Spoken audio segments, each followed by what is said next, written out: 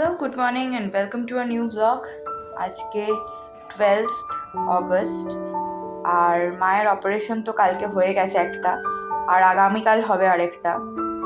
তো সকালবেলা এখন চিয়া সিড খেয়ে নিচ্ছি, এরপর হাঁটতে যাব আর নাচ প্র্যাকটিস করব। আজকে আমার নাচের ক্লাস আছে।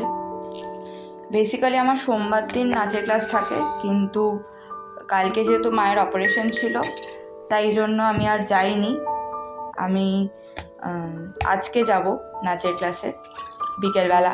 তার আগে হাঁটতে যাব, তারপরে এসে একটু নাচ প্র্যাকটিস করব, আর মাকে দেখতেও যাব আজকে। তারপরে নাচের ক্লাসে যাব। বাড়ি এসে ফ্রেশ হয়ে যাব অফকোর্স, কারণ হসপিটালের জামা কাপড় তো, ওইটা পরে নাচের ক্লাসে যাব না। তো চলো চিয়া সিডটা খেয়ে নিই। এখন প্রায় 2টো বাজে। ভাতটা গরম করে নিলাম, আর তারপরে বাকি জিনিস শুক্তো আর চিকেন রয়েছে, ওটাও গরম করে নেব। তারপরে খেয়ে নিয়ে নাচের ক্লাসের জন্য রেডি হব। স্নানও হয়ে গেছে।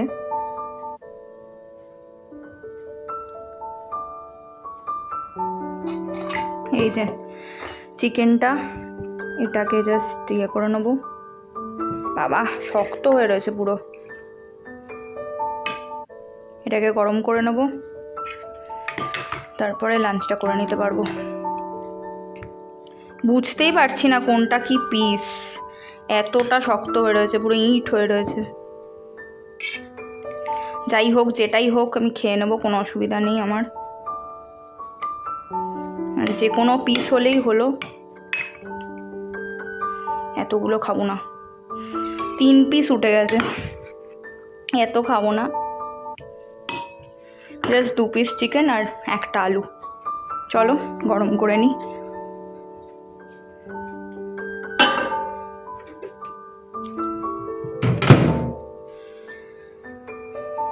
আর জাস্ট এটাই প্রে করে যাচ্ছি এখন, যে মা যাতে খুব তাড়াতাড়ি সুস্থ হয়ে যায়।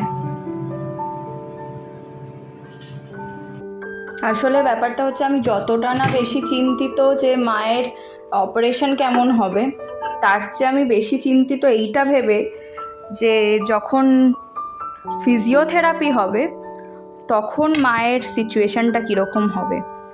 কারণ ফিজিওথেরাপির সময় সবাই আমি শুনেছি যে অনেক কান্নাকাটি করে, তো মানে খুবই পেইনফুল আর কি ব্যাপারটা। তাই জন্য একটু টেনশানে আছি।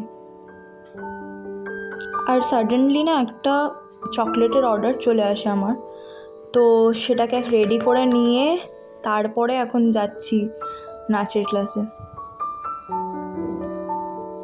হুট করে একজন ক্লায়েন্ট ফোন করে আমাকে চকলেটের অর্ডার দিল, তো সেটা রেডি করে নিয়ে তারপরে আমি নাচের ক্লাসে যাচ্ছি। নাচের ক্লাসের জন্যই রেডি হচ্ছিলাম, তারপরে উনি ফোন করাতে বললাম যে ঠিক আছে, একবারে রেডি করে রেখে তারপরে যাই। এই বাবলসগুলো না কাটিয়ে দিলে না ভীষণ প্রবলেম হয় পরে, একদম ভালো লাগে না, খেতেও ভালো লাগে না, দেখতেও ভালো লাগে না। আর ভেতরে একটুখানি চকোচিপ দিয়েছি, ওপরেও একটু ছড়িয়ে দেবো। যেটুকু দেখে আনইভেন লাগছে ওটা চকোচিপেরই জন্য, যে মনে হচ্ছে অতটা মানে প্লেন হয়নি, বাট সেরকম কোনো ব্যাপার না।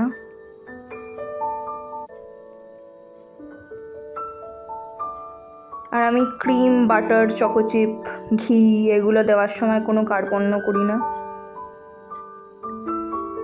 আমি হচ্ছে এমন একজন মানুষ যে ভালো দাম দিয়ে ভালো জিনিসটা খেতে পছন্দ করি। পকেট ফ্রেন্ডলি হবে অথচ কোয়ালিটিটা খারাপ হবে, সেই জিনিস আমি খুব বিশ্বাসী নই। চলো চকলেট রেডি, এবার এটাকে ফ্রিজ করতে দিয়ে দিই, আর সন্ধেবেলা মানে নাচের ক্লাস থেকে ফেরার পরে ডেলিভারি দিয়ে আসবো। আর এই যে অলমোস্ট পৌঁছেই গেছি ম্যামের বাড়িতে।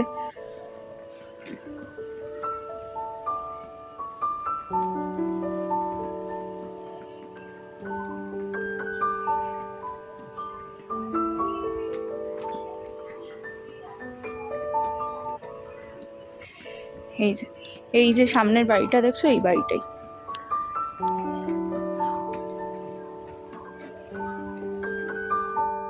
আর এখন নাচের ক্লাস সেরে এবং মাকে দেখতে গেছিলাম, সেটাও কমপ্লিট করে, সব কিছু কমপ্লিট করে রাত্রিবেলার জন্য একটুখানি খাবার কিনে নিয়ে যাচ্ছি, একটু চিকেন কিনে নিয়ে যাচ্ছি, কারণ আর কিছু ব্যবস্থা করতে পারিনি রাতের জন্য। তো এখন বাড়ি ফেরার পথ ধরেছি আর খুব টায়ার্ড, এক্সস্টেড, মেন্টালিও এক্সস্টেড অনেকটাই। আরেকটা অপারেশন রয়েছে কালকে, তো চলো, আশা করি ভালোভাবে সব কিছু মিটে যাবে। এই যে রাতের ডিনার নিয়ে বসে পড়েছি, 2টো রুটি।